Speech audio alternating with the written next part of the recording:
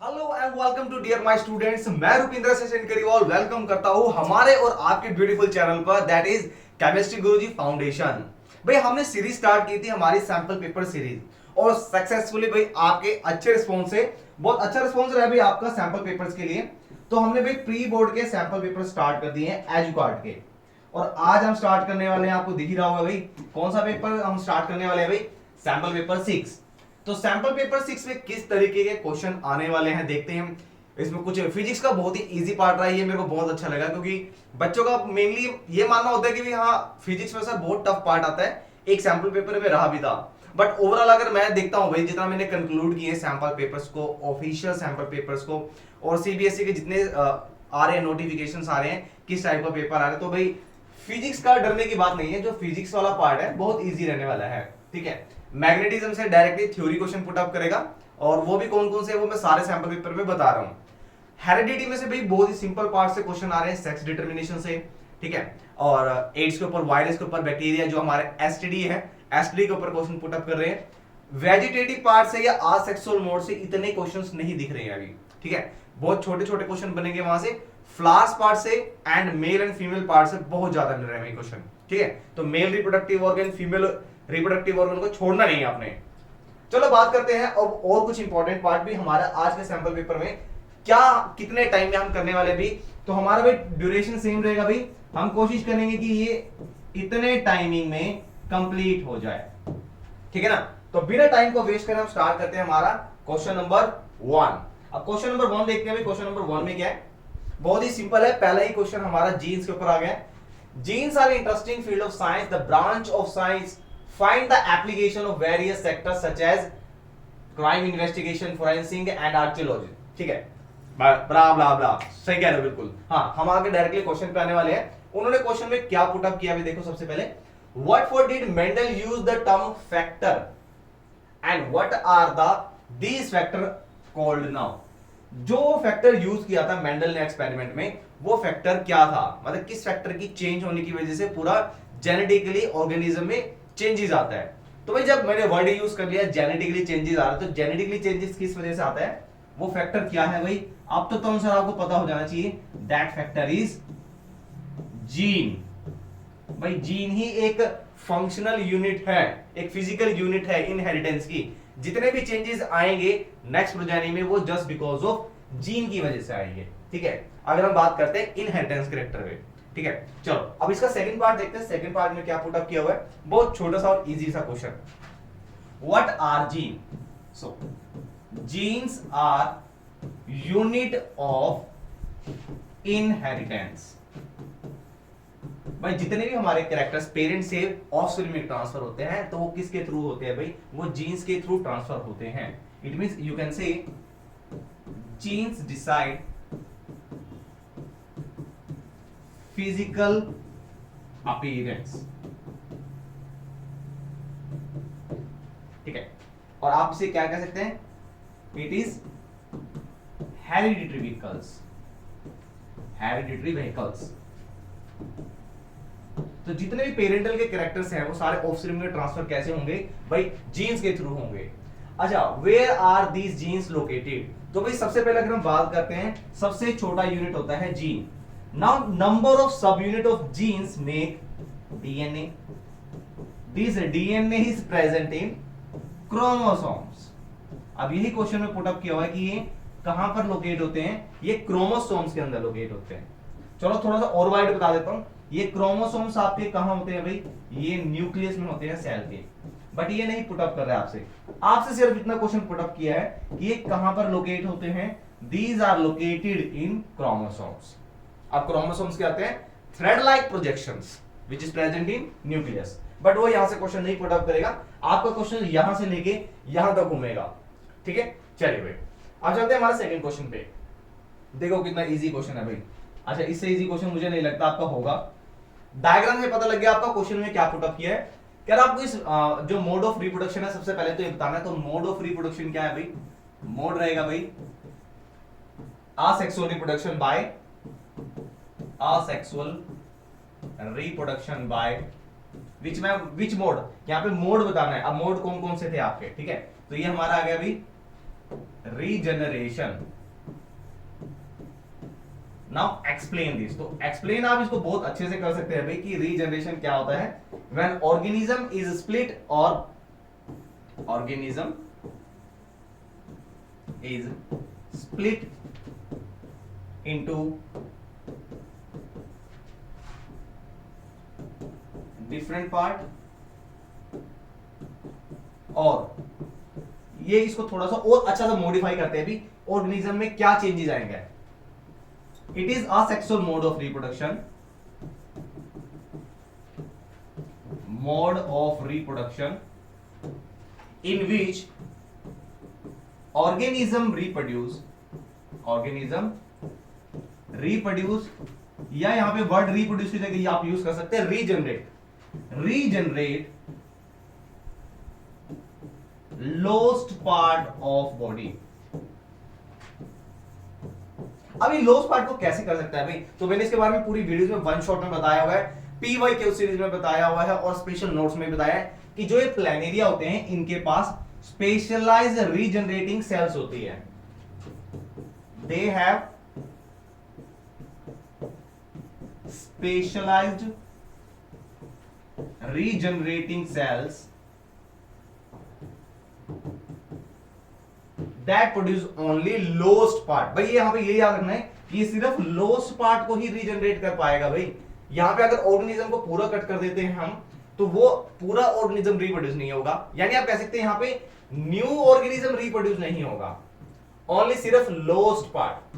Like अगर हम बात करते हैं लिजर्ड की टेल के बारे में तो सिर्फ टेल ही पार्ट रीजनरेट होगा। ऐसा नहीं है कि अगर हम हमारे लिजर्ड जो यहां से कट गए तो ये हेड पार्ट भी जनरेट हो जाएगा, नो, उसके पास स्पेशलाइज्ड जो सेल है वो सिर्फ टेल पार्ट में होगी लिजर्ड के केस में। ठीक है, चलिए अच्छा क्वेश्चन था। आइडेंटिफाई द सेक्सुअल, अभी इसके और पार्ट में रहेगा भाई, लेकिन हमें तो करना ही है भाई। Identify the parts of carpal and right the function of its part. अब कार्पल की बात करें तो ये फीमेल रिप्रोडक्टिव पार्ट है, सबसे पहले आपको ये पता होना चाहिए, ठीक है ना, फीमेल रिप्रोडक्टिव पार्ट। ए पार्ट की अगर हम बात करते हैं तो सबसे पहले भाई ए पार्ट हमारा क्या है भाई, ए पार्ट सबसे ऊपर वाला है भाई स्टिग्मा। बी पार्ट की अगर हम बात करते हैं, बी पार्ट अंदर की तरफ दिखाया हुआ है भाई, ध्यान रखना बाहर की तरफ नहीं है, ये एरो अंदर की तरफ है, मैं थोड़ा क्लियर कर देता हूं। तो अंदर वाला पार्ट आपका है भाई पोलन ट्यूब। और हर बार मैं इस क्वेश्चन में बहुत सारे डाउट बताता हूं जो बच्चे को फेस होने वाले हैं, ठीक है। अगर ये एरो बाहर की तरफ होता तो इसका हम आंसर करते हैं स्टाइल। अच्छा सेम है यहां पर है भाई, ये एरो मैं आपको इसको डार्क कर देता हूं, ये एरो है ये वाला, सी अंदर की तरफ है and it is denoting ovules, ये ओव्यूल्स को शो करेगा, ठीक है, या ऐसा आप कह सकते हैं X. Now write the function of each part. भाई स्टिग्मा का फंक्शन क्या है, it is the female reproductive part through which pollen grains या anther enter, pollen grains enter, या आप कह सकते हैं अभी it is the passage of male reproductive part या मेल रिप्रोडक्टिव गेमेट्स की बात करते हैं। ये पैसेज यानी एक रास्ता प्रोवाइड कराता है, passage of male reproductive gametes. और मेल रिप्रोडक्टिव गेमेट क्या होता है इसमें, एंथर। दूसरा अगर हम बात करते हैं पोलन ट्यूब क्या होता है, सो पोलन ट्यूब क्या होता है, it is generating from pollen grains that help in fertilisation of eggs. जो एग्स को फर्टिलाइज करने में फर्टिलाइज करने के लिए हेल्प करेगा, पोलन ग्रेन्स निकली ट्यूब है, जनरेटिंग ट्यूब है, that is called pollen tube. Ovules की बात करते हैं तो ये क्या अभी, ये फीमेल गेमेट है, female gamete of flower and it get fertilise and convert into seed. अभी सीड में कैसे कन्वर्ट होगा, बार बार इस क्वेश्चन को बता रहा हूं भाई, एक नहीं दो नहीं 10 बार बता दिया भाई क्वेश्चन ये, कि जब ये फर्टिलाइजेशन होगा, sir after this fertilisation take place, this internal part that is the ovules, this ovules divide several times and produce a hard coating around it and finally it get convert into seed। तो जब भी हम बात करते हैं ovules की तो divide होने के बाद सीड के पार्ट के अंदर कन्वर्ट हो जाएगा। And what happen with the outer part that is the ovary, ये ओवेरी पार्ट भाई ये फ्रूट में कन्वर्ट हो जाएगा। ये बार बार मैं ध्यान बता रहा हूं, ठीक है, इस क्वेश्चन को भूलना नहीं। अगर गलती से भी आ गया, गलती से क्या मतलब होता है भाई, आएगा ही, इतना इंपॉर्टेंट क्वेश्चन है। अगर आ गया तो यहां से आपको गलती नहीं करनी है। ओव्यूल सीड में कन्वर्ट होगा, ओवेरी फ्रूट में कन्वर्ट होगा, ठीक है ना। चलिए, फंक्शन बहुत इजी है भाई। अब मेरे ख्याल से मेल और फीमेल रिप्रोडक्टिव पार्ट जो फ्लावर्स के हैं भाई, आप 7th क्लास से करते आ रहे हो भाई, यहां से गलती नहीं होनी चाहिए बिल्कुल भी। चलते हमारे नेक्स्ट क्वेश्चन की तरफ। Consider the food chain grass, deer, lion and what will happen if the lions are removed from the food chain. Wow, एक नंबर का क्वेश्चन और एक ही मार्क्स में दिया हुआ है भाई। तो नीचे की तरफ अगर हम देखते हैं, सबसे पहले हमारे जो प्रोड्यूसर होते हैं ग्रास, ठीक है, उसके बाद हमारा आ गया, चलो डियर की बात करते हैं, एंड फाइनली है lion, that is top carnivore. तो अगर आगे भाई लायन को ही खत्म कर दिया जाए, क्या कह रहे हो सर, अभी कर देंगे भाई, ऐसा नहीं करना है। यहाँ ब्लैक डियर की बात नहीं कर रहे हैं, लायन की बात कर रहे हैं। वैसे ही नंबर्स में बहुत कम हो गए हैं, और ऊपर से आप सलमान खान को याद कर रहे हैं, गंदी बात। चलो, कह रहे हैं कि अगर आप लायंस को ही रिमूव कर दे, then what will happen. So as you know, lions lie in the top trophic level, it means top carnivorous, it is found in 4th trophic level. if you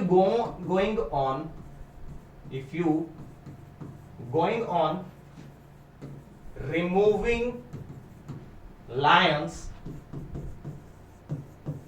from tropic level, then ultimately what will happen, होगा क्या भाई, ये जो Lions है, Lions का food क्या है, dear है। सो अल्टीमेटली क्या होगा, there will be a population crowd of this herbivorous animal, ठीक है। Ultimately there will be population crowd, यानी इनकी नंबर्स बढ़ जाएगी, population crowd of lower organism. यहां पे यानी लोअर ऑर्गेनिज्म कौन सा है हमारे पास, deer, deer which eat all producers, यहां सारे प्रोड्यूसर्स को ईट कर जाएगी, एंड सोयल बिकम बैरन और एरिड, खत्म हो जाएगी भाई सोयल। जब प्लांट्स ही नहीं रहेंगे तो सोयल बाइंड नहीं रहेगी, तो उसके बहुत ही ज्यादा साइड इफेक्ट हो जाएंगे, बैरन हो जाएगी, ठीक है, सोयल इरोजन स्टार्ट हो जाएगा। तो लोइन कितना एक इफेक्टिव रोल प्ले कर रहा है ना, देखो ये इसी तरीके से और भी क्वेश्चन पुट अप कर सकते हैं कि यहां से अगर हम ग्रास को रिमूव करेंगे तो क्या होगा, definitely there will be the no herbivorous, why, because this herbivorous animals get die due to the starvation, वो भूखमरी से मर जाएंगे भाई। और जब ये मर गए तो इनको क्या मिलेगा, कुछ नहीं मिलेगा, बाबा जी का कुछ नहीं, बाबा जी का नहीं, क्वेश्चन का। चलो अब देखते हैं भाई, इस तरीके से कोई भी क्वेश्चन वो कहेगा कि यहां से अगर हम टॉप के बाद भाई, इसमें ट्रॉपिक लेवल है हमारा, टॉप ट्रॉपिक लेवल के बाद कुछ नहीं होता, बट अगर हम बात करते हैं डीकंपोजर्स की, तो यहां से डीकंपोजर्स के ऊपर भी क्वेश्चन दे देता है कि अगर हम डीकंपोजर्स को रिमूव कर दे तो क्या होगा। तो भाई डीकंपोजर रिमूव हो गए तो भाई हर जगह जो वेस्ट है, ऑर्गेनिक मैटर है, वो डीकंपोज नहीं हो पाएगा, और डेफिनेटली क्या होगा कि वो जनरेट का एक हीप बन जाएगा, एक माउंटेन बन जाएगा, जैसे दिल्ली में देखा होगा आपने, ठीक है, इस तरीके से बनता रहेगा और वो स्मेल प्रोड्यूस होती रहेगी, because this waste can persist to a longer duration. तो उससे क्या होगा भाई, डीकंपोज होने में बहुत ज्यादा टाइम लगेगा, और इवन डीकंपोज होंगे ही नहीं तो क्या होगा, एक पोल्यूशन स्टार्ट हो जाएगा एयर का, and survival will be miserable. तो भाई इस तरीके का क्वेश्चन आपका अगर कहीं से भी आता है तो आपको हर स्टेप पता होना चाहिए कि अगर हम प्रोड्यूसर को हटा दे तो क्या होगा, कंज्यूमर्स को हटा दे तो क्या होगा, ठीक है, और ट्रॉपिक लेवल 4 को उड़ा दे भी एनिमल्स को क्या होगा, और सेम एज डीकंपोजर। तो यहां से मैंने एक ही क्वेश्चन के अंदर सारा पार्ट पूरा डिस्क्राइब कर दिया आपका। चलिए, why are some substance biodegradable and non biodegradable, कुछ सब्सटेंस बायोडी होते हैं और कुछ नॉन बायोडी होते हैं। तो रीजन क्या है इसका भाई, तो रीजन इसका ये है, because there are decomposers, there are certain, अभी पहले इसके बारे में नहीं बताएंगे कौन है, सर्टेन माइक्रो ऑर्गेनिज्म, कौन कौन से हैं, like bacteria, fungi, which decompose or degrade organic matter and provide nutrient to the soil.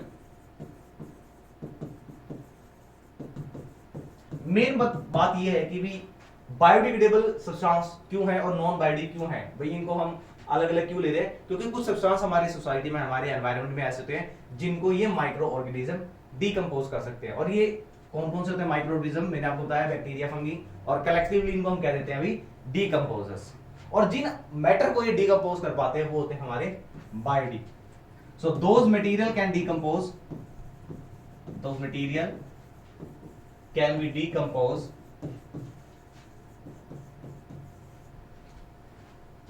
are termed as या called biodegradable, biodegradable waste। अच्छा, क्या सारे ही वेस्ट को रिमूव कर पाएंगे, क्या डिग्रेड कर पाएंगे? नहीं भाई, there are certain material like plastic हो गया, आपका पॉलिथीन्स हो गया, केमिकल्स होंगे, this can not be decomposed by this बेचारे हमारे डीकंपोजर्स। सो दिस बेचारे which can not decompose the other material are non biodegradable. तो आप यहां पे लिख देते हैं, but few materials which cannot decomposed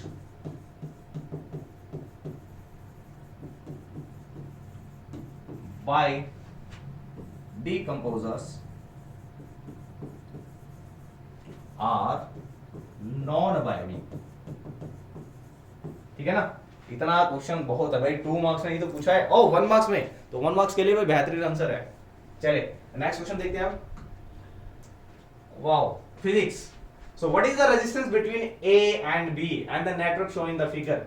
तो भाई सिंपल सी मैं आपको बता देना चाहता हूं, ठीक है ना, अगर मैंने आपको पहले ही बताया था कि अगर हमें किसी भी कॉम्बिनेशन का सीरीज और पैरेलल का पता करना है तो भाई उसका देखो प्लस और माइनस साइन लगा दो पहले, ठीक है। अगर मैं मान लेता हूं ए हमारा प्लस है, बी हमारा माइनस है, ये प्लस और ये माइनस, भाई ये वाला प्लस टर्मिनल है तो ये इसका माइनस होगा, ठीक है। अब ये देखो यहां से भाई ये वाला पार्ट क्या है, ये माइनस था और ये यहां से कनेक्ट हो रहा है यहां से माइनस से, ठीक है। यहां से ये प्लस है, ये प्लस हो रहा है, तो अब यहां देखने की बात है भाई, ये इसका ये वाला पार्ट प्लस का आ रहा है, ये भी प्लस का आ रहा है, यानी ये वाले रेजिस्टर दोनों कैसे हैं भाई, ये हमारे पैरेलल में है। और ये जो बीच वाला रेजिस्टर है ये इन दोनों के बीच में है, कुछ इस तरीके से। अब आपको कॉम्बिनेशन पता लग गया भाई, this is value R R R. Now how can it solve it, how can we solve it भाई, 3 रेजिस्टर है एंड व्हेन सी पैरेलल में, when resistor are connected in parallel then 1 by r and 1 by r, same value सभी की, so 1 by rp is equal to 3 by r and rp की value आ गई भाई r by 3। बहुत simple question. तो देखते हैं ये a पार्ट है इसका, क्या b पार्ट में कुछ दिया हुआ है, देखते हैं। ओके, और में दिया हुआ है भाई, और में क्वेश्चन दिया हुआ है कि इसका आपको अफेक्टिव रेजिस्टेंस निकालना है। अफेक्टिव रेजिस्टेंस पूछ सकता है, इक्विवेलेंट रेजिस्टेंस पूछ सकता है, टोटल रेजिस्टेंस पूछ सकता है, ये 3 टर्म्स ही यूज करेगा। तो भाई ऑलरेडी क्लियर्ड है, इट इज क्लियर कि ये तीनों resistors these are connected in parallel. So भाई पैरेलल का फॉर्मूला लगा दिया जाए, क्या होगा पैरेलल का फॉर्मूला भाई, अभी बताया है हम आपको, 1 by r1 1 by r2 and 1 by r3। तो भाई सिंपल मैं डायरेक्ट सोल्व कर रहा हूं, 5 10 एंड 30, तो 5 10 एंड 30 कैसे होगा भाई, 5 10 एंड 30, सेम टेबल है, greater number will be the LCM, तो टाइम वेस्ट नहीं करेंगे हम, ठीक है ना।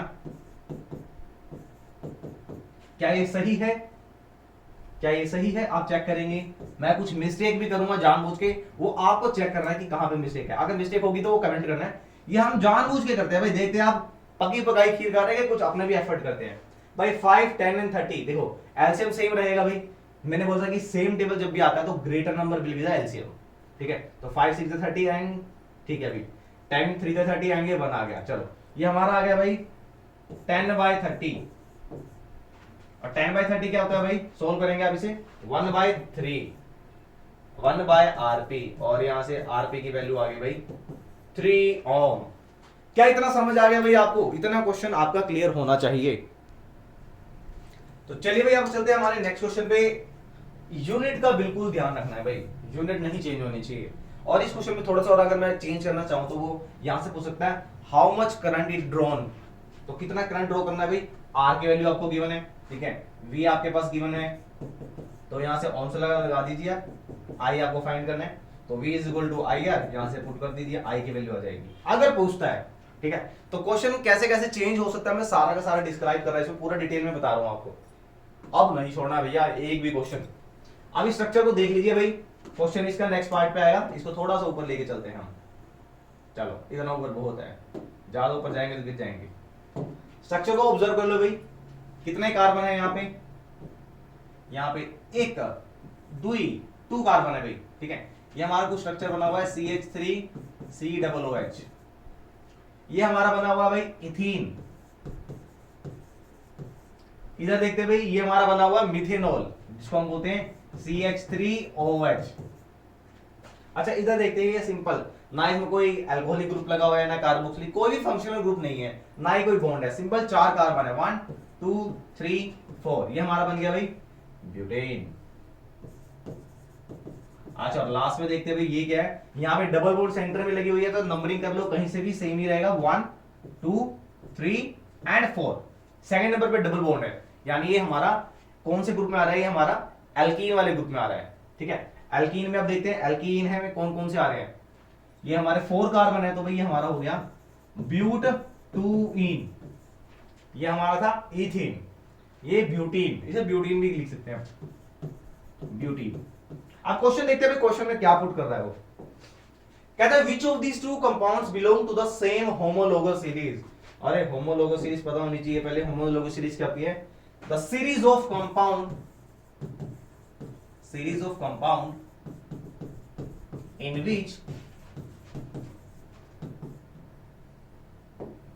in which successor element is differ from previous element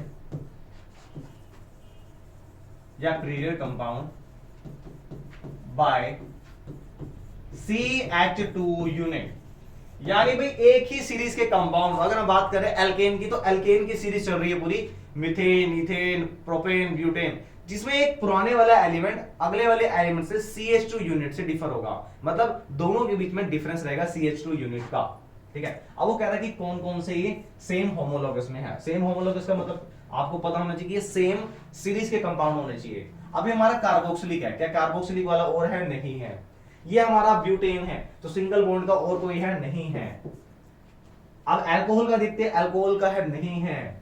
अब 2 कंपाउंड बचते हैं हमारे पास, इथीन और ब्यूटीन, तो भाई ये सेम होमोलोगस सीरीज के अंदर आते हैं, ठीक है। ये हमारी एल्कीन की कैटेगरी में आते हैं, तो हमारा ऑप्शन ये दोनों रहेंगे, ठीक है ना। तो यहाँ पे हम दोनों के स्ट्रक्चर ड्रॉ कर देंगे, इथीन के भी और ब्यूटीन के भी, समझ गए। चलो अब नेक्स्ट क्वेश्चन देखते हैं भाई, Which compound belong to the same homologous series as ethanol? अब इथेनॉल पता होना चाहिए क्या होता है भाई, इथेनॉल हमारा अल्कोहलिक ग्रुप है, इथ का मतलब 2 कार्बन, ठीक है। ये हमारा आ गया इथेनॉल, 1 2 3 और 1 4, ठीक है। ये हमारा इथेनॉल है, तो भाई इसमें अब वो कह रहा है कि जो हमारे पास गिवन डेटा है उसमें से कौन सा इस कैटेगरी से बिलोंग करता है। तो देखते हैं भाई, राइट साइड में देखो सबसे ऊपर ये रहा आपका मिथेनॉल, तो ये हमारा मिथेनॉल मैच कर रहा है इसके साथ, स्ट्रक्चर ड्रॉ कर दीजिए भाई। OH दोनों में कितना यूनिट है भाई, ये होमोलोगस है भी कि नहीं है, चेक कैसे करेंगे, दोनों का डिफरेंस देख लो भाई, CH2 का डिफरेंस आएगा। इसको देखते हैं भाई, CH3CH2OH, ये हमारा है CH3OH, तो दोनों में कितना डिफरेंस आ रहा है भाई, CH2 यूनिट का डिफरेंस आ रहा है। दिखा दो सर, ये रहा भाई, ये वाला पार्ट, इसके अंदर CH2 ज्यादा है इससे, तो ये सेम होमोलोगस सीरीज कंपाउंड है, ठीक है, और फंक्शनल ग्रुप भी सेम है।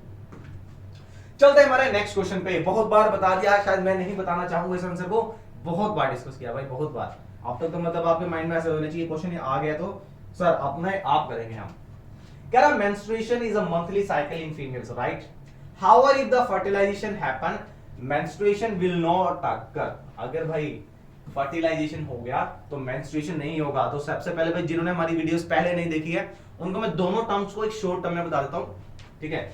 जो मेंस्ट्रुअल साइकिल होती है भाई, वो होता है एक मंथली साइकिल जिसमें जो फीमेल एग जब फर्टिलाइज नहीं होता है तो वो क्या करता है, यूट्रस की वॉल को ब्रेक करके बाहर आ जाता है ब्लीडिंग की फॉर्म में, तो उस ब्लीडिंग को बोलते हैं मेंस्ट्रुएशन, ठीक है। फर्टिलाइजेशन क्या होता है, मेल और फीमेल गेमेट का फ्यूजन होना, समझ गए बात। फर्टिलाइजेशन होता है मेल एंड फीमेल के गेमेट्स का फ्यूजन होना, ठीक है, गेमेट से, और इसके गेमेट से ही क्या होगा भाई, एक नया ऑफस्प्रिंग प्रोड्यूस होगा। बट अगर इस फीमेल गेमेट को ये मेल वाला नहीं मिलता है गेमेट, तो क्या होगा भाई, तो ये जो एग्स प्रोड्यूस हो रहा है इनका, यानी ये जो गेमेट थे वो यूट्रस की वॉल को ब्रेक कर देगा, ठीक है। ये बहुत बार मैंने आपको कॉन्सेप्ट बताया हुआ है, सर एक बार और बता दो, चलो भाई बता देते हैं। बहुत ही सिंपल सा आंसर है, ईच मंथ, किस टाइम पर, each month during ovulation period, ovulation का मतलब होता है जब एग्स रिलीज होते हैं, during ovulation period uterus prepare itself, uterus prepare itself for receiving fertilised egg, fertilised egg, egg को रिसीव करने के लिए रेडी हो जाता है भाई फर्टिलाइज एग को। तो फर्टिलाइज एग को क्यों रिसीव कर रहा है, ताकि वो उसको नर्चर कर सके, उसको कन्वर्ट कर सके, उसको ग्रो करा सके, जो फर्टिलाइज एग है, into the foetus. So receiving for the fertilise egg so as to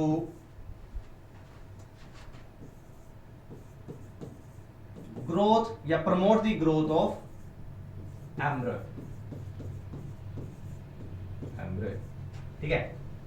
but अगर ये नहीं हुआ तो क्या होगा, जब ये सारा होता है यानी फर्टिलाइज एग को रिसीव करने के लिए रेडी होता है, तो उस टाइम पे क्या चेंजेस होते हैं, the wall of uterus, the wall of uterus become thick and spongy, thick and spongy to receive it।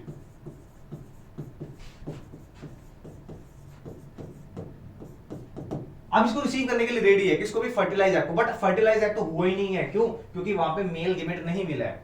तो क्या होगा भाई, if fertilisation does not happen, fertilization does not occur, तो क्या होगा,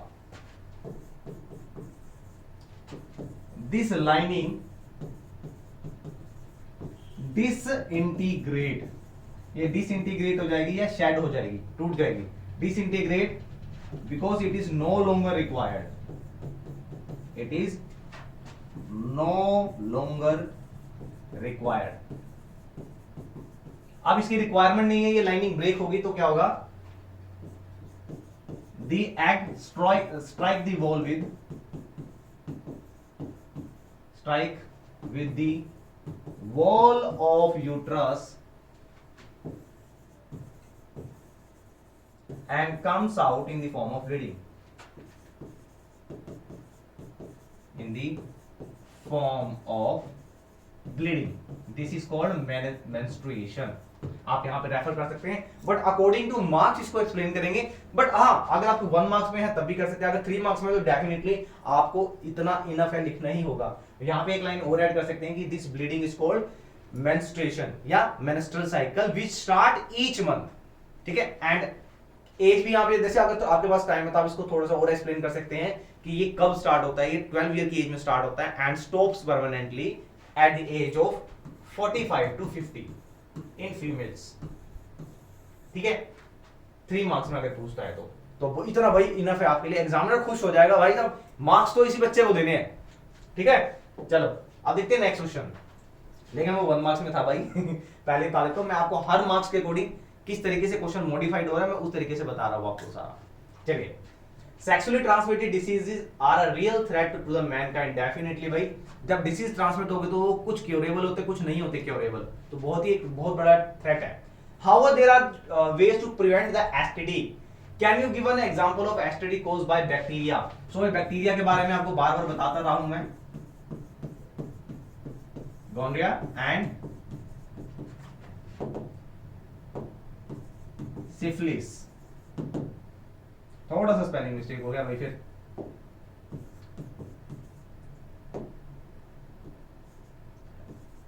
सिफिलिस, अरे भाई क्या है, अपने आप देख लेना, एस वाई ही नहीं आता, एस वाई पी, सिफिलिस, या सिफिलिस भाई, ये हमारा किससे होता है, ट्रिपनामा पैलिडम से, और ये गोनोरिया से, बैक्टीरिया से। ये दोनों भाई क्योरेबल है। ठीक है, इसके बारे में मैंने आपको पूरा डिटेल में बताया हुआ है किस किस की वजह से होता है, क्या होता है। और बट अगर हम बात करते हैं वायरस की, सो ये हमारा क्योरेबल नहीं है।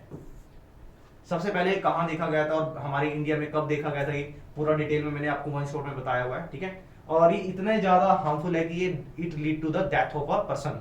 सो ये बहुत ज्यादा इफेक्टिव है and it can lead to the death. Acquired immunodeficiency syndrome.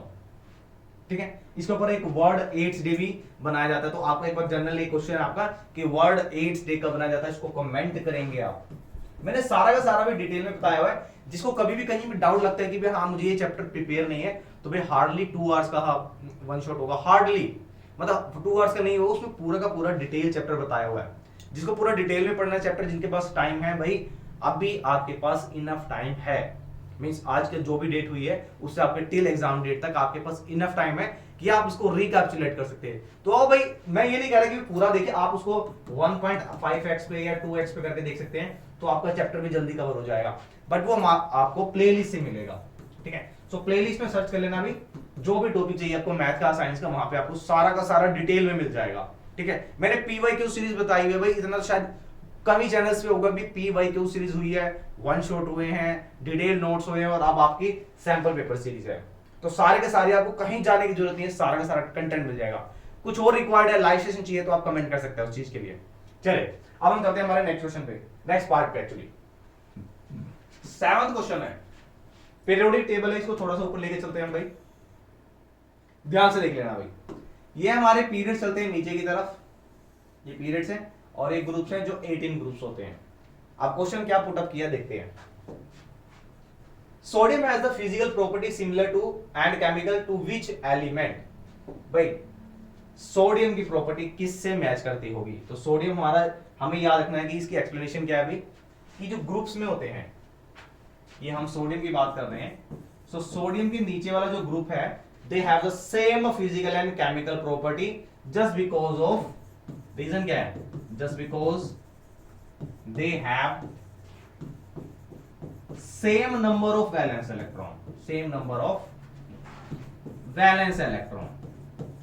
तो भाई पूरी ट्रिक बताई हुई थी, हेलिना ने करी रब से फरियाद, एच को छोड़ दीजिए, लीना ने करी रब से फरियाद।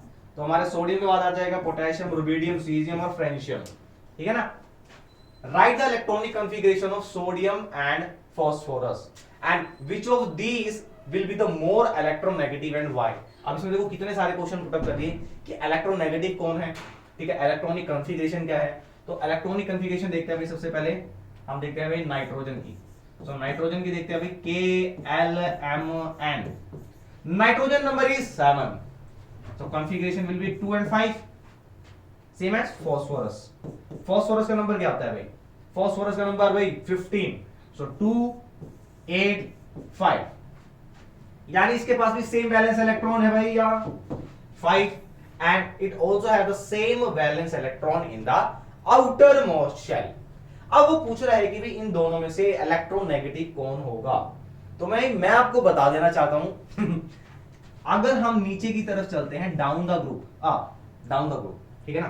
तो डाउन द ग्रुप अगर हम बात कर रहे हैं इस वाले एलिमेंट्स की, सो डाउन द ग्रुप भाई हमारी इलेक्ट्रोनेगेटिविटी डिक्रीज होती है, बिकॉज नाइट्रोजन का साइज बहुत कॉम्पैक्ट होता है, it has more electronegativity. So यहां पे हम आंसर राइट कर सकते हैं, which one has more electronegativity, nitrogen has more electronegativity due to small size या स्मॉलर साइज, स्मॉलर साइज की वजह से इसकी इलेक्ट्रोनेगेटिविटी ज्यादा है। और आप इसको और राइट कर सकते हैं एक्सप्लेन करके कि down the group electronegativity decreases, समझे।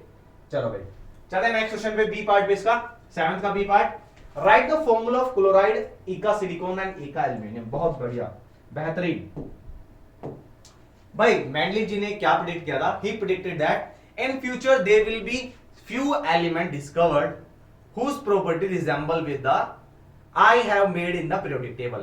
so जो भी इन्होंने अपने periodic table बनाई थी उसके अंदर उन्होंने कुछ स्लॉट छोड़ दिए थे खाली, और उन्होंने ये प्रेडिक्ट किया भाई साहब कि फ्यूचर में जो भी एलिमेंट डिस्कवर होंगे उनकी प्रॉपर्टी इस स्लॉट की प्रॉपर्टी में फिट हो जाएगी। और उन्होंने उसका नाम रख दिया ईका बोरोन। ईका वर्ड हमारे संस्कृत से लिया गया, ईका boron, ईका aluminium and ईका silicon.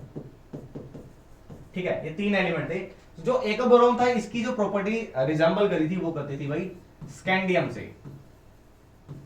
And ईका aluminium की करती है भाई गैलियम से,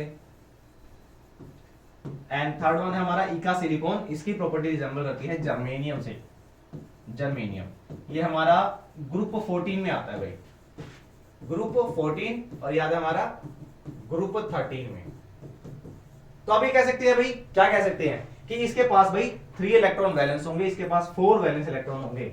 ठीक है, तो यहां से हम देखते हैं भाई क्वेश्चन हमारा और क्या पुट कर रहा है। वो कहता है कि एका सिलिकॉन एका एल्यूमिनियम प्रेडिक्टेड बाय मेनलिव, आपको इसके क्लोराइड बताने हैं। तो क्लोराइड भाई इजीली बच जाएंगे, ये गैलियम है हमारा, ये क्लोरीन है, इसकी वैलेंसी -1 होती है, बट हम प्लस माइनस को छोड़ देंगे, सिर्फ 1 लेंगे। गैलियम की +3 होती है, क्रॉस मल्टीप्लाई करेंगे और ये हमारे पास आ जाएगा भाई GaCl3। सेम है जर्मेनियम की हमारे पास होती है भाई 4। ठीक है, हमारा एक ये मेटलॉइड है, ना ये मेटल है ना ये नॉन मेटल है, और ये हमारे क्लोराइड आ गया भाई। तो यहां से क्या बनेगा भाई GeCl4 जर्मेनियम क्लोराइड। इतना क्वेश्चन पुटअप किया हुआ, देखो वो डायरेक्ट भी क्वेश्चन पुटअप कर सकता था इतना पार्ट कि कौन सा एलिमेंट है। पिछले सैंपल पेपर में अगर आप देखेंगे तो उसने एक क्वेश्चन पुटअप किया हुआ है कि जो एका एल्यूमिनियम और एका सिलिकॉन है, इसके कोरस्पॉन्डिंग एलिमेंट फ्यूचर में कौन से डिस्कवर्ड हुए थे, उनका नाम लिखना है। फिर उसने ये पूछा था कि इनमें से कौन सा नॉन मेटल है या कौन सा मेटल है या कौन सा मेटलॉइड है। ठीक है, इतना पुटअप किया होता। बट अब एग्जामिनर हमसे भी तेज होगा भाई, हमने उतना क्वेश्चन कर लिया, वो एग्जामिनर हमसे भी तेज हो रहा है, ज्यादा तेज हो रहा है भाई। तो उन्होंने क्लोराइड पूछ लिया, बट करना क्या भाई, हम उनसे भी स्मार्ट है भाई, हम सारा प्रिपरेशन करके जा रहे हैं। तो भाई ये क्लोराइड बन गया आपका। मोस्टली आपके क्लोरीन पे और मैग्नीशियम पे बनते हैं। आज ये क्वेश्चन मुझे थोड़ा सा डाउट लगा, मतलब डाउट क्या, मतलब मुझे मजा नहीं आया, क्योंकि इन्होंने एक ही लाइन में देखो हाइड्रोजन दे दिया, कार्बन और ऑक्सीजन और फ्लोरीन दे दिया। हाइड्रोजन को थोड़ा सा ऊपर दिखा सकते थे ये। ठीक है, तो वो क्या कह रहा है पीरियोडिक टेबल में, आंसर करना है आपको। Atomic number of carbon is 6, what would be the atomic number of fluorine. तो ये बच्चों वाला क्वेश्चन है भाई 1 मार्क्स में। कार्बन का एटॉमिक नंबर 6 है, फ्लोरीन का एटॉमिक नंबर क्या होगा, आप वैसे भी बता सकते हैं, एटॉमिक नंबर 9 होता है। ठीक है, ये रहा आपका पीछे पीरियोडिक टेबल में, ये रहा फ्लोरीन आपका। ठीक है, चलिए chlorine, fluorine, bromine, iodine. Next question क्या पुटअप कर रहा है, इसी का पार्ट है B part, which element will form the covalent compound, give reason. भैया कोवलेंट कंपाउंड कौन सा बना सकता है, इसमें से देखना है। और कोवलेंट कंपाउंड बनाने की सबसे पहली कंडीशन है कोवलेंट कि इसके पास भाई 4 इलेक्ट्रॉन होंगे आउटर मोस्ट शेल में। तो यहां पे आपको क्लियरली दिख रहा है भी, यहां पे कार्बन के अलावा एक W एलिमेंट है, ठीक है, जो 40 नंबर पे आ रहा है। इसी के पास यही 2 एलिमेंट है जो क्या करेंगे भाई, कोवलेंट बॉन्ड बनाएंगे बाय म्यूचुअल शेयरिंग। सर ऐसा क्यों होगा, ऐसा भाई इसलिए होगा, अगर हम कार्बन की बात करते हैं, इसकी कॉन्फ़िगरेशन देखिए भाई 2 and 4। Now these 4 electron neither can donated NOR can gain electron, ना ये गेन करेगा ना ही लॉस करेगा। तो क्या करेगा भाई, it share electron to get noble gas configuration. भाई नोबल गैस कॉन्फ़िगरेशन को अटेन करने के लिए ये क्या करेगा, शेयरिंग करेगा, और शेयरिंग से हमारी बनती है भाई कोवलेंट बॉन्ड, और कोवलेंट बॉन्ड वाले कंपाउंड होते हैं कोवलेंट कंपाउंड। ठीक है, W, अब W कौन सा हो सकता था, चलो एक देखते हैं एक बार। कार्बन में हमारा नंबर कौन सा आता है भाई, सिलिकॉन आता है 40 नंबर पे। ये देखो इसके भी आउटर मोस्ट शेल में 4 इलेक्ट्रॉन है, ये हमारा सिलिकॉन होगा। ठीक है भाई, अब चलते हैं नेक्स्ट क्वेश्चन पे, क्वेश्चन नंबर हमारा 8। सेक्शन बी पे चलते हैं भाई, सेक्शन बी हमारा स्टार्ट हो चुका है, और सेक्शन बी से देखते हैं किस तरीके का क्वेश्चन बनते हैं। ये हमारा एनवायरनमेंट चैप्टर जो 5 मार्क्स कवर कर रहा है भाई। ठीक है, अब क्वेश्चन क्या पुटअप किया, देखो इसने रिवर्स में दे दिया क्वेश्चन। कह रहा है in the given food chain suppose the amount of energy in the 4th trophic level is 5 kg। ठीक है, 5 kg नहीं 5 किलो जूल है भाई, ये 5 किलो जूल है। What would be the energy available at the producer level, producer का मतलब है भाई प्लांट्स। चलो भाई अब 10% लो क्या कहता है भाई, 10% लो ये कहता है कि जितनी भी एनर्जी यहां पर होती है, अरे यहां एरो था भैया, वो जितनी भी एनर्जी हमारे प्रोड्यूसर में अवेलेबल होती है वो आगे 10% जाता है प्राइमरी कंज्यूमर में, उसका 10% सेकेंडरी कंज्यूमर में, उसका 10% लास्ट के ट्रॉपिक लेवल में, ठीक है, यानी हमारा जो टॉप कार्निवोर है, ये 10% ट्रांसफर होती है भाई, 10%, ठीक है। अब मान के चलते हैं 5 kg है तो इसका 10% क्या था, अब इसका 10 का मल्टीप्लाई कर दो, रिवर्स कर दो, तो यहां पे आ जाएगा भाई 50 किलो जूल, इसका 10 से मल्टीप्लाई करेंगे 500 किलो जूल। अब इसका 10% मिलता था लेकिन बैक चल रहे तो मल्टीप्लाई करेंगे 10 से भाई, तो ये आ गया भाई 5000 किलो जूल, यानी producer will get 5000 kilo joule energy. समझ गए, बहुत ही सिंपल क्वेश्चन था। चलिए भाई 3 मार्क्स में है तो इसको आप एक्सप्लेन कर सकते हैं ऐसे क्यों हुआ, तो लिंडेमैन जी का है, आप नेम ले सकते हैं, उसमें 10% लो एक्सप्लेन कर सकते हैं आप इसके अंदर, उसके बाद आप इसको पूरा एक्सप्लेन कर सकते हैं, ठीक है। बट किस तरीके से क्या आंसर आएगा I have already told you in this video. चलिए भाई क्वेश्चन नंबर देखते हैं आगे 9, आई लाइक इट। ये हमारा +2 का क्वेश्चन है भाई, और हमारा किसमें मैग्नेटिज्म से आता है क्वेश्चन। चलिए वो कहते हैं एक सर्कुलर मेटालिक लूप है kept above the wire PQ, एक पीक्यू वायर है, पीक्यू है क्या, तो पीक्यू वायर के ऊपर एक लूप है। अब क्वेश्चन क्या पुट अप करता है देखते हैं, what is the direction of induce current produce in the loop, इस लूप के अंदर कितना करंट इंड्यूस होगा if current flowing in this straight wire is steady, steady का मतलब है भाई कांस्टेंट, भाई जब इस वायर से कांस्टेंट करंट फ्लो करेगा तो क्या होगा, डज नॉट वेरी का मतलब भी यही है कि करंट चेंज नहीं हो रहा, कांस्टेंट करंट चल रहा है, कांस्टेंट का मतलब भैया अगर 10 एम्पियर तो 10 एम्पियर ही चलेगा। तो भाई मैं बता देना चाहता हूं आपको कि जब भी करंट चेंज नहीं होता है means current is not changing, that result to no induce there is no magnetic flux, और मैग्नेटिक फ्लक्स नहीं है तो करंट भी इंड्यूस नहीं होगा। तो अल्टीमेटली घुमा फिरा के बात ये है भाई, अगर करंट चेंज नहीं होगा तो मैग्नेटिक फ्लक्स नहीं चेंज होगा, मैग्नेटिक फ्लक्स चेंज नहीं होगा तो कोई भी इंड्यूस करंट नहीं होगा, ठीक है। तो नो इंड्यूस करंट, रीजन क्या है, क्योंकि इसके अंदर करंट नहीं चेंज हो रहा है। अब दूसरा कहता है कि अगर हम करंट को चेंज करते हैं तो भाई करंट को अगर चेंज कर रहे हैं, इधर इंक्रीज कर रहे हैं डिक्रीज कर रहे हैं, यहां पे इन्होंने दे दिया करंट को इंक्रीज कर रहे हैं, तो क्या होगा, तो भाई करंट जैसे ही इंक्रीज हुआ तो करंट इंक्रीज हुआ तो इसके अंदर मैग्नेटिक फ्लक्स प्रोड्यूस हो जाएगा या मैग्नेटिक फील्ड प्रोड्यूस होगा। अब देखो पावर रूल क्या कहता है एम्पियर जी का, करंट इधर चल रहा है तो मैग्नेटिक फील्ड लाइंस कैसे होगी, आउटवर्ड, ठीक है। यहां हम देख लेते हैं, यहां डॉट है, डॉट का मतलब होता है आउटवर्ड में चल रही है भाई, आउटवर्ड में मैग्नेटिक फील्ड लाइंस बाहर की तरफ आ रही है और यहां से जा रही है अंदर की तरफ, तो अंदर की तरफ को हम बोलते हैं भाई क्रॉस, ठीक है। मैग्नेटिक फील्ड लाइन भाई बाहर आ रही है, अंदर से बाहर आ रही है ऐसे, करंट अगर इधर चल रहा है, ठीक है। अब वो पूछ रहे कि इसके अंदर करंट, लूप के अंदर करंट कैसे इंड्यूस होगा, तो भाई एक हमने लेंज लॉ स्टडी किया था which state that the current produced in the conductor in such a way that it oppose the cause of its production. भाई किसी अगर एक कंडक्टर से करंट पास हो रहा है तो उसके नेबरिंग कंडक्टर में इस तरीके से करंट इंड्यूस होगा कि वो उसके कोज को यानी उसको प्रोड्यूस करने वाले कारण को रोक देगा, रेजिस्ट करेगा, ठीक है। अब ये जो कंडक्टर है इसके अंदर कितना करंट इंड्यूस होगा, कैसे होगा देखते हैं। कौन कर रहा है सबसे पहले इसके अंदर, भाई ये वाली वायर कर रही है, यानी इस सर्कुलर लूप के लिए सोर्स कौन है, भाई ये वाली वायर है। अब इसके अंदर जो करंट प्रोड्यूस होगा वो इस तरीके से होगा कि वो इसके करंट को ही रोक देगा, ठीक है ना, मतलब जो पैदा कर रहा है भाई विश्वासघात कर रहा है उसके साथ ये, ठीक है, ट्रस्ट नहीं कर रहा उसके ऊपर। ये बेचारा क्या कर रहा है, इसके अंदर करंट इंड्यूस कर रहा है, ये कहता है भाई साहब मेरे अंदर करंट प्रोड्यूस करेगा, तेरे को रोक दूंगा मैं, ठीक है। तो अब ये करंट इंड्यूस हो रहा है भाई, यहां से ये मैग्नेटिक फील्ड चल रहा है अंदर से बाहर, तो लेंज लॉ के अकॉर्डिंग इसका अपोजिट फील्ड लेना चाहिए, ये अंदर की तरफ आ रहा था तो इसके अंदर मैग्नेटिक फील्ड क्या होगा, बाहर से अंदर की तरफ जाएगा, यानी क्रॉस। ध्यान रखना बहुत ही इंपॉर्टेंट टॉपिक है भाई, ये इधर करंट चल रहा था वायर में, मैग्नेटिक फील्ड इसका ऐसे चल रहा है भाई, ऐसे, ठीक है। ऐसे का मतलब क्या है, ये डॉट हो गया, ये हो गया क्रॉस नीचे की तरफ। अब लेंज लॉ के अकॉर्डिंग भाई इसके अंदर जो फ्लक्स चेंज हो रहा है तो करंट इंड्यूस होगा, ठीक है। अब करंट इंड्यूस जो होगा वो इस तरीके से होगा कि इसके ही मैग्नेटिक फील्ड को कम कर देगा, ये इसके ही करंट को कम कर देगा। अब इसके अंदर थे डॉट भाई, इस वायर की वजह से, तो इसका अपोजिट क्या होगा भाई, क्रॉस, यानी मैग्नेटिक फील्ड कुछ अंदर की तरफ होगा। अब अंदर की तरफ जा रहा है भाई मैग्नेटिक फील्ड, तो करंट किस तरफ होगा, ये देखो स्क्रू रूल देखो यहां से, ये देखो करंट अंदर की तरफ जा रहा है, तो हमारा करंट चलेगा इसमें क्लॉकवाइज डायरेक्शन में। तो आंसर इसका है भाई क्लॉकवाइज डायरेक्शन, ये ध्यान रखना बस। मैग्नेटिक फील्ड अंदर की तरफ जा रहा है तो करंट जाएगा भाई अंदर से ये क्लॉकवाइज। अगर मैग्नेटिक फील्ड बाहर की तरफ होता तो ये करंट होता भाई एंटी क्लॉकवाइज डायरेक्शन, ठीक है ना, एंटी क्लॉकवाइज, ये एंटी क्लॉक हो गया।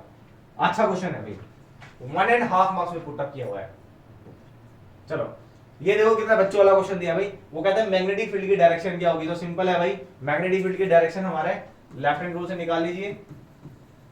Left hand rule Fleming ji के क्या बोलते हैं कि if you hold our hand such like that, the thumb, forefinger and central finger are perpendicular to each other, then this will show the direction of magnetic field, this will show the direction of current, then thumb will show the direction of motion या force। अब force हमारे पास ये है, ये हमारा current हो गया, तो इसके ही परपेंडिकुलर डायरेक्शन में हमारा क्या होगा भाई, मैग्नेटिक फील्ड। समझ गए, 1 मार्क्स में पुट अप किया हुआ है भाई क्वेश्चन। इसका सेकंड पार्ट देखते हैं भाई, बी पार्ट क्या पुट अप किया हुआ है। पूरी कहानी है भाई, एक बेल है, इलेक्ट्रिक बेल है, वो इलेक्ट्रिक बेल कैसे बनाई है भाई, सर्कुलर लूप से या नंबर ऑफ कॉइल से, नंबर ऑफ टर्न लगा दिए। उसने क्या किया, एक सर्किट बनाया और उसने ऑन किया, उसने ये देखा कि इसके अंदर जो मैग्नेटिज्म प्रोड्यूस हो रहा है वो इतना ज्यादा अच्छा नहीं बन रहा है, स्ट्रॉन्ग, मतलब बेल का साउंड इतना अच्छा नहीं आ रहा है, मैग्नेट इतना अच्छा नहीं बन रहा है। तो उसने ऐसे कुछ चेंजेस किया उसके अंदर, और उस चेंज करने से क्या वो प्रॉपर्ली वर्क करने लगा है बाद में, ठीक है, वाज नाउ वर्किंग प्रॉपर्ली। तो पहला क्वेश्चन क्या कह रहा है, what changes did the boy make in coil, तो उसने क्या किया है भाई जिससे वो मैग्नेट स्ट्रॉन्ग हो जाए। तो डेफिनेटली भाई उसने क्या किया है, उसने इंक्रीज कर दिए हैं number of turns. Number of turn से क्या हुआ भाई, करंट इंक्रीज होगा, मैग्नेटिक फील्ड अच्छा बना, एंड वो बेल साउंड प्रोड्यूस करने लगा, ठीक है। दूसरा question, what values does the boy would you appreciate, यहां से बॉयज के कौन सा एटीट्यूड दिख रहा है, तो यहां से भाई इसका scientific and practical aspect visible हो रहा है, मतलब वो प्रैक्टिकली सोच रहे चीज को, ठीक है, साइंटिफिक एटीट्यूड दिख रहा है इसका। थर्ड वन, अब यहाँ पे बच्चे कुछ क्या करते हैं, वो कहते हैं कि what values of boy would you appreciate, कि कौन सी वैल्यू आप अप्रिशिएट करेंगे, तो कहेंगे भाई लड़के ने कॉइल कर दिया है, कुछ कर दिया, कुछ भी बच्चे कहानी बना देते हैं। टर्म 1 से पहले ही, मतलब लास्ट ईयर भी ऐसा क्वेश्चन आया था पिछले ये साल में, तो वहां बच्चों ने कुछ भी लिखा हुआ है भाई। यहाँ पे क्वेश्चन की सेंस को समझो कि क्वेश्चन में क्या पुट किया है, कि किस एटीट्यूड के बारे में बच्चे का पता लग रहा है, कि उसने क्या साइंटिफिक एस्पेक्ट क्या था उसका, उसकी मोरल वैल्यूज क्या थी, वो किस तरीके से सोच रहा था, ठीक है। तो थिंकिंग प्रोसेस पूछा हुआ है यहाँ पे इसका। Which other ways did he discovered for increasing the strength of magnet, बहुत अच्छा भाई, मेरे अगर नोट्स देखेंगे तो डेफिनेटली इसका आंसर आपको मिल जाएगा। किसी भी मैग्नेट की मैग्नेटिक फील्ड स्ट्रेंथ को इंक्रीज करने के लिए आपको 2 फैक्टर की जरूरत होती है, ये तो 3 हो गए, 2। अब यहाँ पे अगर सर्कुलर रिंग की बात कर रहे हैं या सर्कुलर लूप की बात करें तो 3 फैक्टर। सबसे पहला भाई करंट, दूसरा है नंबर ऑफ टर्न, एंड तीसरा है भाई रेडियस ऑफ लूप। 3 चीजें हैं, दोबारा बताता हूं भाई। अगर आपने इंक्रीज कर दिया current, so if you goes on increasing the current then magnetic strength increases, same as if you increase the number of turns, आपने इस कोयल के नंबर ऑफ टर्न्स को बढ़ा दिया तो भी मैग्नेटिक फील्ड स्ट्रांग हो जाएगा। अगर आपने इस मैग्नेट की रिंग को, इसका जो डायमीटर है या रेडियस है उसको छोटा कर दिया तब भी मैग्नेटिक फील्ड स्ट्रेंथ इंक्रीज हो जाएगी। तो भाई 3 फैक्टर है भाई, B is equal to I N by R, याद रखना यहां से I N by R। चलिए नेक्स्ट क्वेश्चन देखते हैं भी हमारा। नेक्स्ट क्वेश्चन क्या रहेगा, 10th क्वेश्चन रहेगा हमारा, and 10th question is from amongst the following sets of compound identify which of them is not alkene. So 2 तरीके बताता हूं सबसे पहले मैं आपको, एक लॉन्ग मेथड और एक हमारे वाला स्मार्ट मेथड। चलो अब यहां से उसने कहा है कि एल्कीन, तो पहला लॉन्ग मेथड से देखते हैं। तो लॉन्ग मेथड में तो भाई आप क्या करेंगे, C4 1 2 3 4, ठीक है, 8 का हाइड्रोजन है, 8 हाइड्रोजन, 1 2 3 1 2 3, कितने हो गए हमारे पास, 6 हो गए। ठीक है, अब 8 लगाने तो यहाँ कहीं ना कहीं भाई डबल बॉन्ड तो होगी ही, ये डबल बॉन्ड लगा देते हैं भाई। अब टेट्रावैलेंसी को अगर हम देखते हैं तो भाई इसकी टेट्रावैलेंसी हो चुकी है, इसकी 1 2 3 4, अच्छा इसकी भी 1 2 3 एंड 4, ये लॉन्ग मेथड है भाई। तो ये बन गया हमारा कंपाउंड, ठीक है। अब यहाँ से आपको दिख रहा है कि ये डबल बॉन्ड वाला है यानी एल्कीन है, अनसैचुरेटेड है। इस तरीके से हम सेकंड वाला देखेंगे, थर्ड देखेंगे, फोर्थ देखेंगे। चलो एक को देख लेते हैं, ये देख लेते हैं हम, फिफ्थ वाला देख लेते हैं। इसलिए हमारे पास अभी कार्बन 5 का, and how many hydrogen are attached here 10। So भाई देख लेते हैं भाई, ये आ गया 1 2 3 4 5 6 7 8 8 तो भाई अटैच हो चुके हैं। आप देखते हैं इसमें डबल बॉन्ड लग दिया।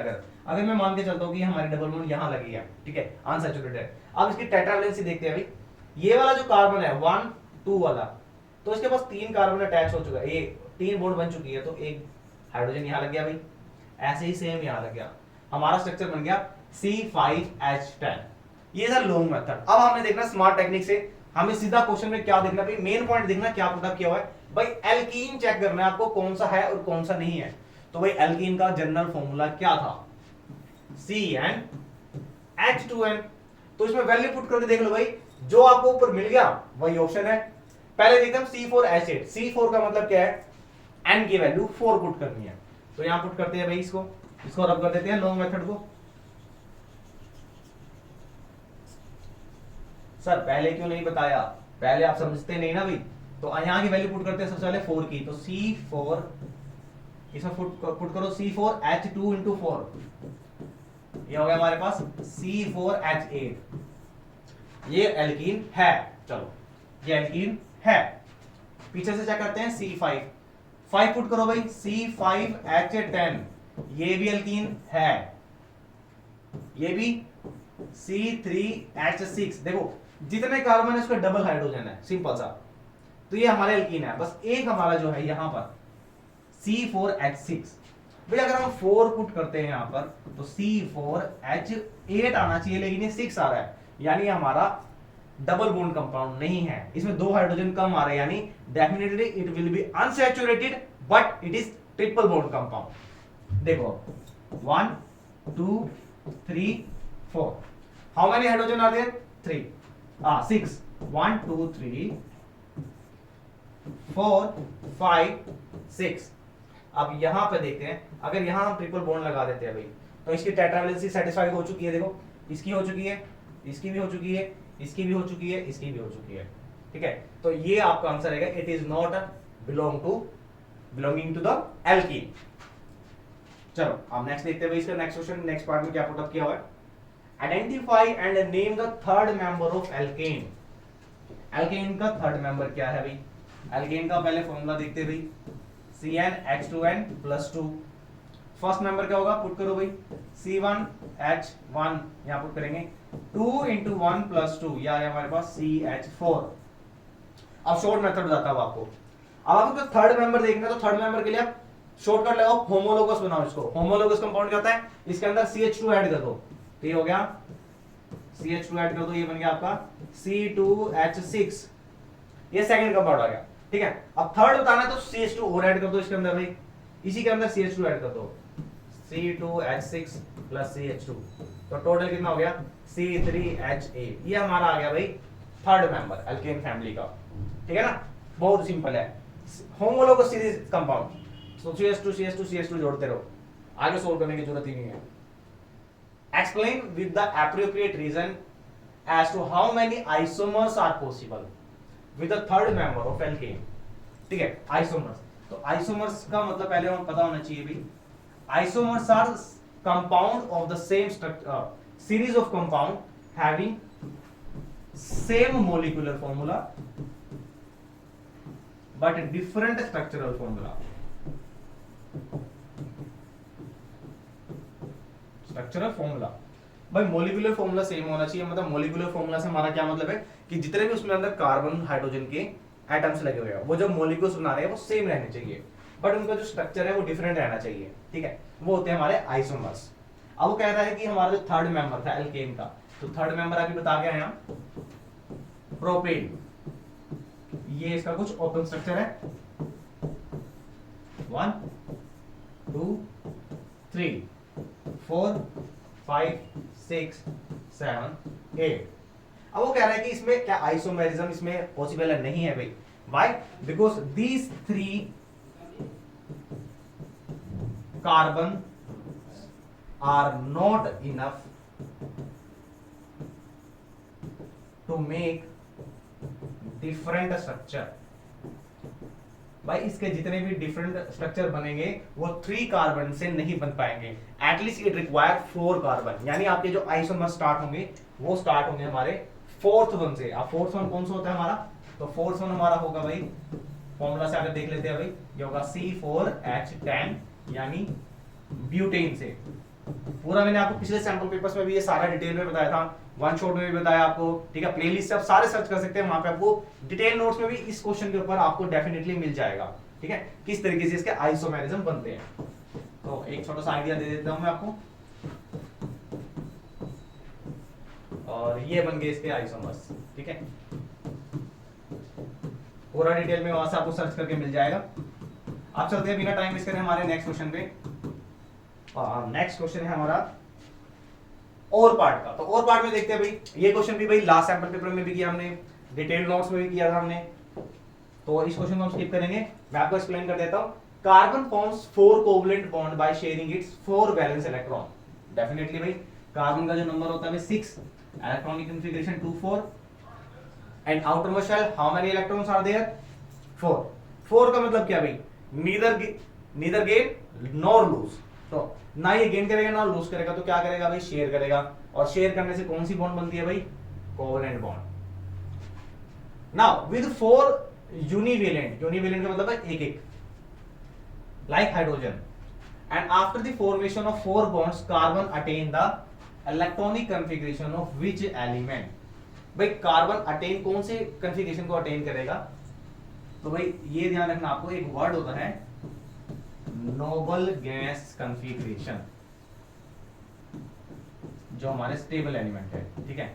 सो जब ये ना ही गेन करेगा ना ही लूज करेगा, तो क्या करेगा? It share electrons with a univalent element. अब यूनिवेलेंट कौन से है भाई? यूनिवेलेंट कौन से? हमारे हाइड्रोजन, यहां पे बता रहा है जो, ठीक है। तो ये क्या करेगा? ये हमारा स्ट्रक्चर हो गया भाई, और ये हमारे यूनिवेलेंट हो गए हाइड्रोजन। तो इसके साथ ये शेयरिंग करके बॉन्ड बनाएगा, राइट। सो अब ये क्या हो गई? Noble gas. अब इसने ऑक्टेट अपना फिल कर लिया, मतलब इसके आउटर मोस्ट शेल में 4 इलेक्ट्रॉन थे, इसने 4 शेयर कर लिए। नाउ इट बिकम्स ऑक्टेट, इसका ऑक्टेट फुल हो चुका है। Now it attain Nobel gas configuration. बहुत ही सिंपल सा और फ्री का क्वेश्चन था भाई, फ्री का आंसर है आपका पूरा 1.5 मार्क्स का। चलिए अब नेक्स्ट पार्ट देखते हैं। इसका बी पार्ट क्या भाई? Why homologous series of carbon compounds are so called? भाई इन्हें homologous series of carbon compound को होमोलोगस क्यों कहते हैं? Because each compound is differ from each other by CH2 unit और 14 एटॉमिक मास यूनिट। कैसे आया भाई 14? भाई इसका मास कैलकुलेट कर लो ना, मॉलिक्यूलर मास।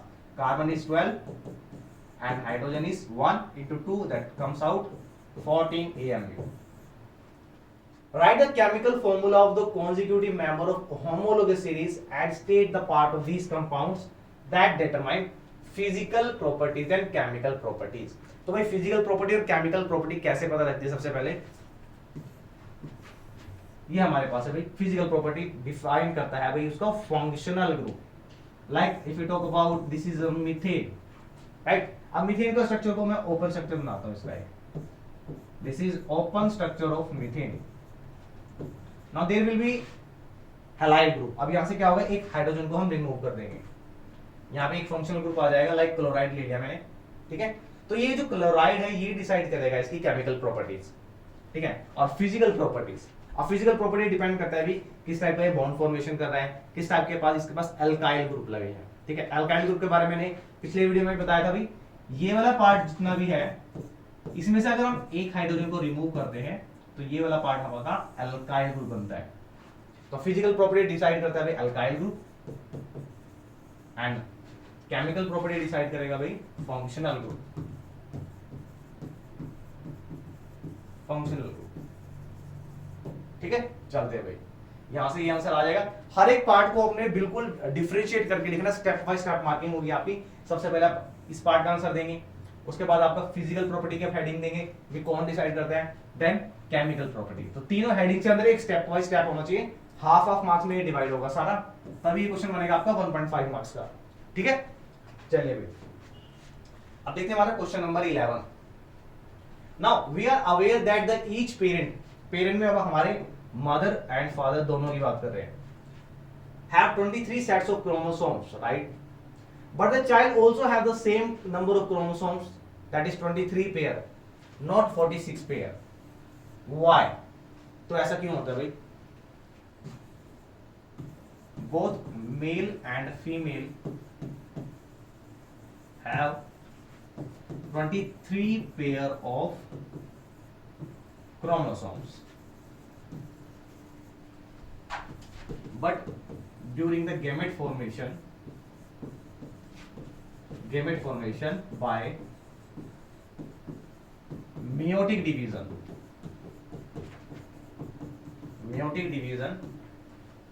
only haploid का मतलब है सिंगल, यानी जब भी क्रोमोसोम जाएंगे हैप्लोइड फॉर्म में जाएंगे, सिंगल फॉर्म में जाएंगे, पूरे पेयरिंग में नहीं जाएंगे, only haploid is participating and same happens in females. अब क्या होगा अभी मेल की अगर बात करते हैं तो it also have XY plus 22 acrosomes, right? Same as female की बात करते हैं, it has 23 pair of XX chromosomes, so only one single यानी 23 chromosomes participate during the gamete formation and 23 from this side, 23 and 23। ये 23 जो हम बात कर रहे हैं 23 पेयर नहीं है अभी, ये म्यूटिक डिवीजन में है। म्यूटिक डिवीजन में नंबर ऑफ क्रोमोसोम्स हाफ हो जाते हैं, यानी मेल के पास अगर 23 पेयर है इसका मतलब क्या है 46 है। अब 46 में से सिर्फ हैप्लोइड यानी हाफ नंबर ऑफ क्रोमोसोम जाएंगे यानी 23। सेम एज फीमेल की बात करते हैं, 23 यहां पेयर है but half number of chromosomes participate करेंगे यानी 23। Now 23 and 23 it comes out 46, total 46 है तो कितने पेयर बनेंगे भाई 23 पेयर, ठीक है। So chromosomes remain the same in the child just because meiotic division half number of chromosomes participate during the gamete formation. Gamete formation के time पर वो हाफ क्रोमोसोम्स ही पार्टिसिपेट करेंगे। ये इसका फर्स्ट पार्ट है 1 मार्क्स में। सेकंड पार्ट में देखते हैं क्या करते हैं, why do all gametes formed in the females have x chromosomes. तो भाई फीमेल्स के पास एक्स क्रोमोसोम ही क्यों होते हैं, बिकॉज ड्यूरिंग गेमेट फॉर्मेशन कौन से गेमेट की बात कर रहे हैं फीमेल्स के, only one x is participate and transfer to next generation या next to participate to formation of next species। यानी मेल के पास भाई 22 प्लस XY होती है and it depends on the male कि वो X क्रोमोसोम का पार्टिसिपेशन दे रहा है कि Y का, but female have both chromosomes XX। और जब मेयोटिक डिवीजन होगा तो जो फीमेल है it can only share its X chromosomes, one X chromosomes in each gamete. हर बार जितने भी गेमेट बनेंगे उसके अंदर X क्रोमोसोम्स ही आता है, तो इसका पार्टिसिपेशन भी X क्रोमोसोम्स का ही रहेगा। Third part, in some instances sex is genetically not genetically determined। भाई अगर ह्यूमंस की बात करते हैं the offspring and its genetical character depends on the parents, right? कि जैसे पेरेंट के कैरेक्टर्स हैं वैसे ही रहेंगे चाइल्ड के भी characters, but in few cases what happen, this genetically is not determined by the male and female यानी parents, how and where। so आप इसका आंसर राइट कर सकते हैं, in few cases sex is also determined by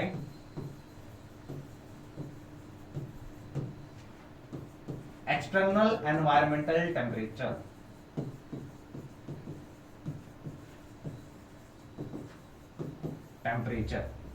example भाई जो snail की अगर हम बात करते हैं तो स्नेल का टेम्परेचर अगर डिफरेंस होता है तो मेल और फीमेल में भी डिफरेंस आ जाता है, यानी coming child can be depends on the outer environment temperature. और एक और एग्जांपल लेते हैं भाई, there are few certain organisms like reptiles हो गए। आप रेप्टाइल्स में किसकी बात करेंगे हम भाई, क्रोकोडाइल, लिजर्ड्स, और अगर हम बात करते हैं टोटोइस की भी, हमारा ये रेप्टाइल्स नहीं है बट हाँ ठीक है, इन तीन ऑर्गेनिज्म की बात करता हूं तो ये तीनों भाई, ये तीनों एनवायरनमेंट पे भी डिपेंड करता है इनका, ये एक्स्ट्रा क्वेश्चन बता दिया मैंने आपको। एनवायरनमेंट पे भी डिपेंड करता है कि एनवायरनमेंट में टेम्परेचर क्या चेंजेस है, हाई टेम्परेचर है कि लो टेम्परेचर है, and plus genetically characters, genetically inherited. Male human की बात करते हैं तो ह्यूमंस में सिर्फ इनहेरिटेड कैरेक्टर्स पे डिपेंड करता है, ठीक है। स्नेल की मैंने बात की तो स्नेल में एनवायरनमेंट्स डिपेंड करता है कि एनवायरनमेंट का टेम्परेचर कैसा है। सेम है, जो दोनों कैरेक्टर्स पे डिपेंड करता है वो हमारे रेप्टाइल्स का एंड टोर्टोइस। चलिए भाई बेहतरीन क्वेश्चन, और इस क्वेश्चन में मैंने एक एक्स्ट्रा पार्ट बताया है ताकि आपका अगर ये क्वेश्चन थोड़ा राउंड अबाउट वे में भी आता तो आपको ये अटेम्प्ट करना है किस तरीके से करना है। चलिए अब हमारे नेक्स्ट क्वेश्चन पे चलते हैं भाई, question number 12। So question read करते हैं भाई, व्हाट इज इलेक्ट्रोमैग्नेट। तो भाई फिजिक्स पार्ट से फिर दोबारा एक क्वेश्चन आ गया है, तो इसके बारे में मैंने आपको पहले भी बताया था और दोबारा बताते हैं अभी, इलेक्ट्रोमैग्नेट क्या है। It is a temporary magnet which is formed by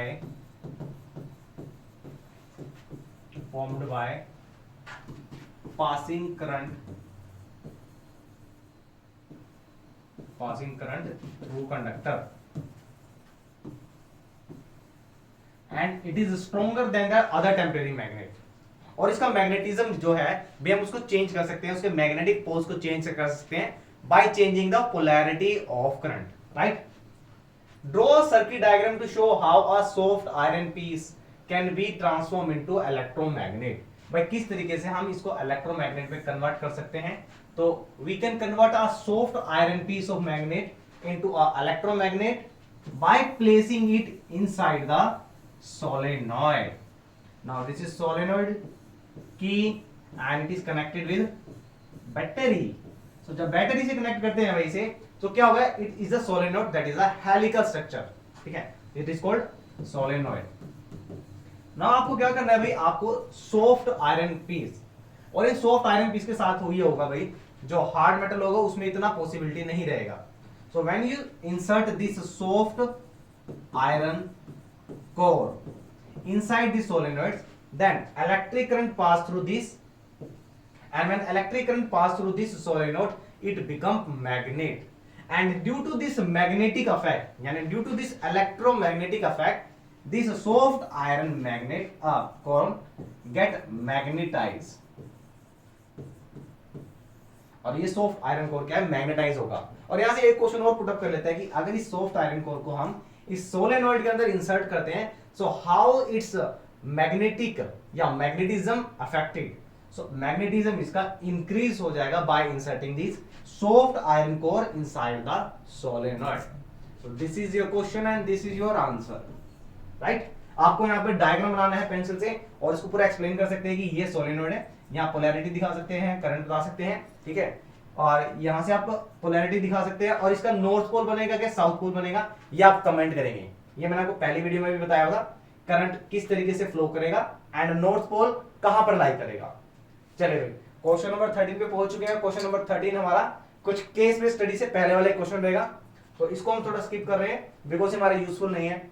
अब देखते हैं हमारा क्वेश्चन डायरेक्टली इसने क्या पुट अप किया हुआ है, ठीक है। मैं आपको डायरेक्टली बता देता हूं, यहाँ पे वेरिएशन दिखाई हुई है एलिमेंट्स की, hydrogen, helium and then lithium, ये ग्राफिकल रिप्रेजेंटेशन है, ठीक है। अब क्वेश्चन देखते हैं, क्वेश्चन यहां से क्या बना है। A and B are the two elements having the similar properties which obey the Newton's law of octave। so Newton's law of octave क्या कहता है भाई, every eighth element has a similar property that with the resemble with the first element, that is the Newton's law। अब वो कहता है कि हमारे पास दो एलिमेंट है A एंड बी दोनों के क्या कर रहे हैं, न्यूलैंड्स लॉ को, ऑक्टेव को फॉलो कर रहे हैं। Then how many elements are there in between A and B, so A और बी के बीच में कितने एलिमेंट्स हैं। तो एक बार मैं कोई पूरी सीरीज लिख रहा हूं न्यूलैंड्स लॉ की। लिथियम के बाद beryllium, boron, carbon, nitrogen, oxygen, fluorine, neon and sodium. अब देखते हैं भाई एथ एलिमेंट की क्या प्रॉपर्टी सिमिलर आ रही है भाई। इसका नंबर है 3, electronic configuration 2 and 1, this is number 11 and having 2, 8 and 1, same as the one electron in the outermost shell। अब वो पूछ रहे हैं कि क्या ये रूल को फॉलो कर रहा है, बिल्कुल कर रहा है। देखते हैं 1 2 3 4 5 6 7 8, ठीक है। अब वो पूछ रहे हैं कि ये न्यूलैंड्स लॉ के अंदर कितने हमारे एलिमेंट्स आते हैं इन बिटवीन, तो काउंट कर लेंगे, जितने एलिमेंट्स हमारे बनेंगे यही इसका आंसर रहेगा, ठीक है भाई। चलिए 1 मार्क्स में पुट अप किया हो, बहुत अच्छा क्वेश्चन और सिंपल सा छोटा सा क्वेश्चन है।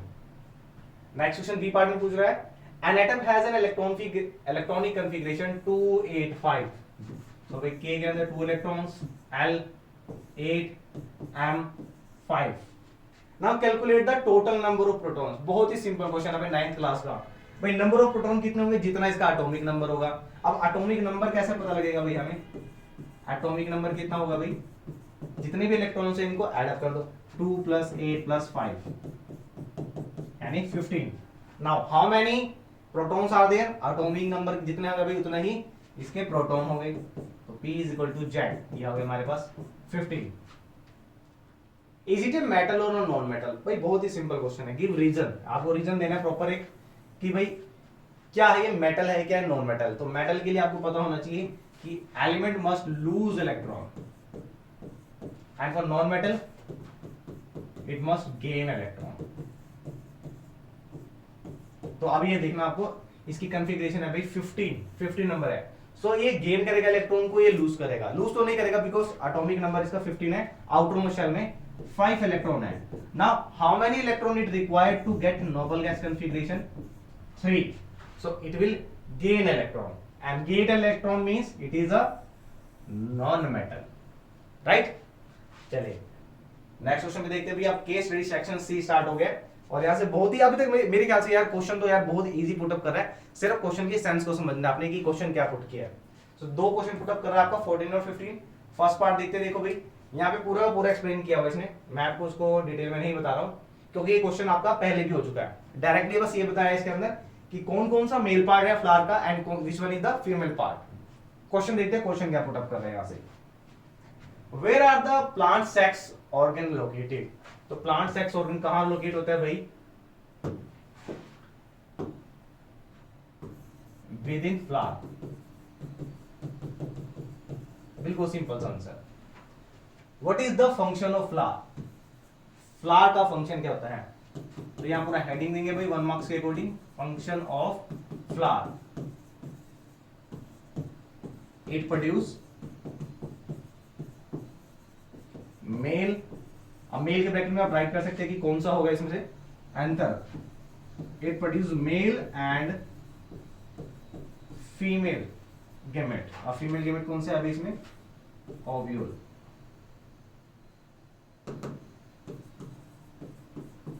गेमेट। बी पार्ट देखते हैं, बी पार्ट में क्या पुट किया इसने, सी पार्ट में where is the male and the female gamete formed in this flowering plant। flowering plant में क्या होता है अभी, अगर मेल गेमेट की बात करते हैं, male gamete is formed in stamen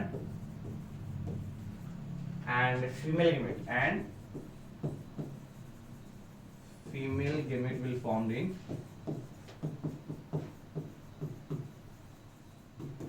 ovary। What changes take place in the flowerings after fertilization which lead to the formation of seed and fruit। So आज की वीडियो में ही मैंने ही स्टार्टिंग में बताया था कि भी जब fertilization होता है then what will happen, this ovule that is a fertilized egg, this divide several times and produce a hard coating around it that grow into a seed, and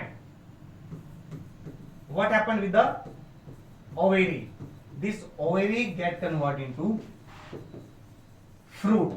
देखो एक ही सैंपल पेपर में 2 बार आ गया question, हर sample paper में directly मैं इस question से अगर आता है तो डेफिनेटली मैं बता रहा हूं, तो आप तो नहीं छूटना चाहिए भाई इस पार्ट से क्वेश्चन। चलिए अब इसका नेक्स्ट पार्ट देखते हैं भाई, और पे क्या पुट अप किया हुआ है।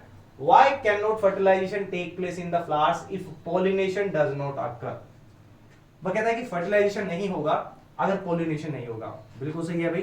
पहले तो स्टेटमेंट का मतलब पता होना चाहिए, कि डेफिनेशन पता होना चाहिए कि पोलिनेशन होता क्या है, फर्टिलाइजेशन क्या होता है।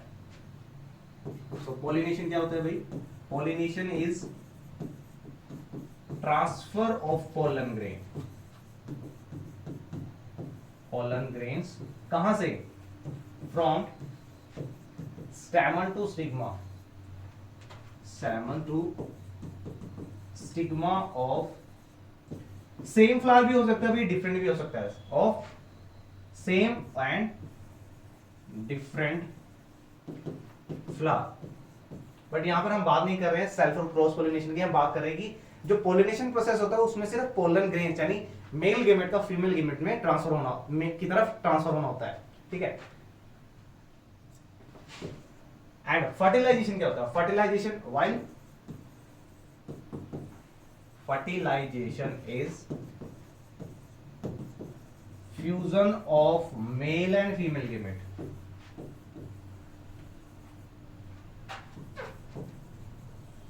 फर्टिलाइजेशन का मतलब होगा भी मेल और फीमेल गेमेट का फ्यूजन होना, और जबकि पोलिनेशन का मतलब है पोलन ग्रेन का ट्रांसफर होना।